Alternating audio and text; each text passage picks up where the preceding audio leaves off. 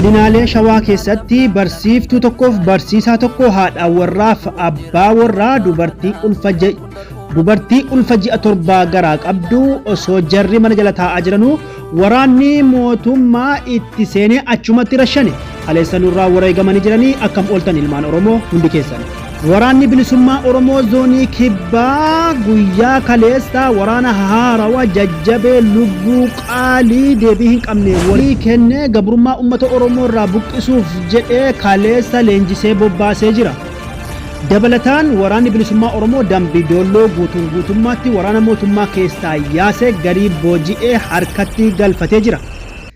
Waraana mootummaa dambii doolloo keessaa yaasee guutummaatti kan qabatee beeksisee jira. Waraanni bilisummaa Oromoo meeshaalee booji'an keessaa xiyyitii bakka takkatti 3,000 fi bakka tokkotti 3,000 bakka takkatti 1,500 kan argatan qawwee 13 waraana makalaakiyaa 3 kan qabanii irratti dhaaddachaa fuudhanii deemanii jiru. Waraanni bilisummaa Oromoo mee gara booji'amaa tokkootiin isin dabarsaa haga xumura keenyaatti nu wajjin tura.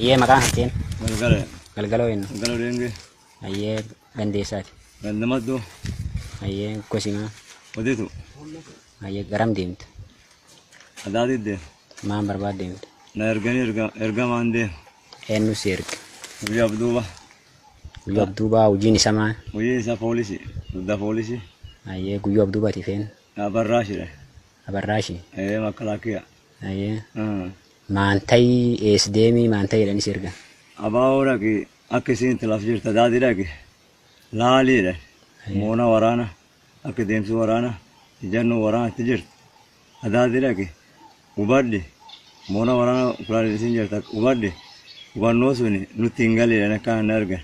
Ayyaa daadii duraan qaraardha malee dhattee beekta. Daadii durii ambaloo deemu karaa haala keessi nun baalle. Ammoo egaa teessoo sii guddoon qabu. Ayyaa daadii keessa fuula eessa dhaqii eessirraan warsuun barbaadii sin jedhan. Daadii karaa fuulaan fiixallee ni jirti. Fulum sun irba'ee fuula suni odeeffadhe. Fiixaan taate suniin. Hosuuqa. Achiin baatee maan odeeffattee maan gartee ammaan harka qabda. Amma si hartiin baay'inaan waan odeeffannoo fuula isiin jirti akka isiin jirti hin fuudhinu. Amma waraanaan wal kuttine anuu qabame naa qaban. Ayyee warri gaafa daadii dhattee galte yookaan maan qabdaa gaafa yookaan achi deemtu maan argattaa maan qabdaa siin jedhu. Warri achi wal dhageenyani birrii 25 qabdaa naan jedhan. Gaaf galte. Ammoo birrii 500 kennan tiraaspoortii tolfadhee naan jedhan. Akkanaan gargariyaa. Amma yaa qabamtee maan hojii maan ta'uu barbaadam qabamtee maan. Amma wannan ta'uu barbaadan jirtu jeegas amma yaa qabame adootu sullee fuudhee suwannoo sullee irra hin ga'inu kanuu amma yaa qabame amma wannan tadbiin hin jirtu egaa jaarraa naambisaa ilma wannan tadbiin hin jirtu.